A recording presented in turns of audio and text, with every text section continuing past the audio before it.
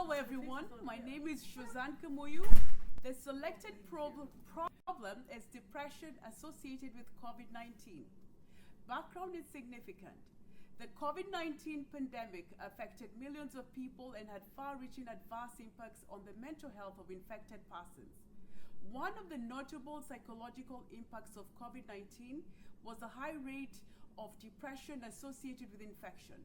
Panchal et al. 2020 found that 32.3% adults grappled with anxiety and depression associated with COVID-19. There was also an increase in cases of severe depression during the coronavirus pandemic. Solomon et al. 2024 determined that around 16.4% of infected persons experience moderate to severe depression. Therefore, addressing depression associated with COVID-19 is a critical public health issue. Proposed intervention and supporting evidence. The proposed intervention is cognitive behavioral therapy, CBT. CBT is recommended for depression under the clinical practice guidelines provided by the American Psychological Association. A randomized controlled trial by Lee et al. 2020 found a significant decrease in the number of participants with mild to moderate depression among the CBT intervention group compared to the control group after 29 days. There was also a significant increase in the proportion of participants with no depression symptoms in the intervention group compared to the control group.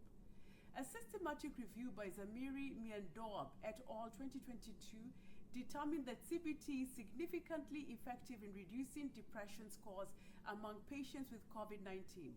Moreover, a qualitative study of Egan et al. 2022 found that among COVID-19 patients, the implementation of low-intensity CBT is a useful and acceptable intervention for depression.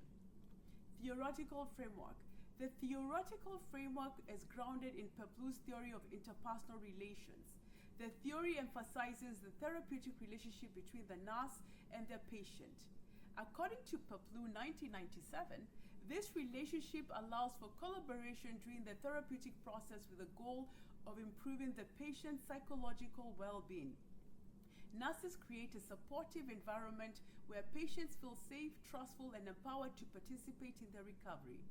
The nurse-patient therapeutic relationship has 4 phases which are in order: the orientation, identification, exploitation, and resolution phase. Implementation phase. Plan. The first step is identification of patients for the project. Patient Health Questionnaire 9, PHQ-9, will be adopted to screen and diagnose patients for depression. Patients diagnosed with depression and are deemed suitable for the project will be engaged directly to voluntarily join the project. Informed consent will be obtained after prospective participants have been extensively educated on various aspects of the project, including the CBT intervention, objectives, duration, and potential benefits and risks, if any. After confirmation of each patient's participation, the project will start. For each patient, the CBT intervention will be administered for 30 minutes across 12 sessions over a period of 2 months.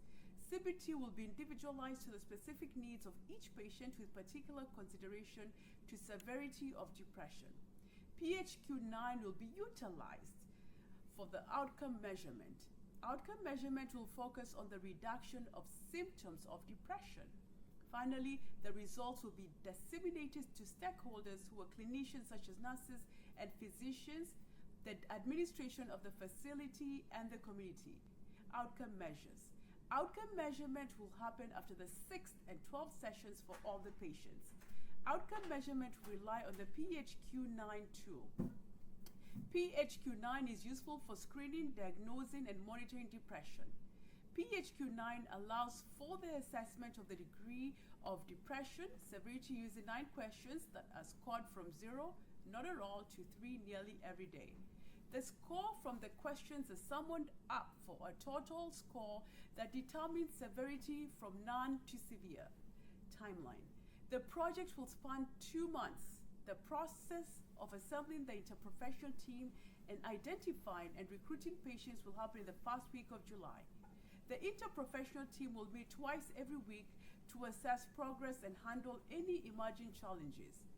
Patient education and collection of patient assessment data will be undertaken in the second week of the project.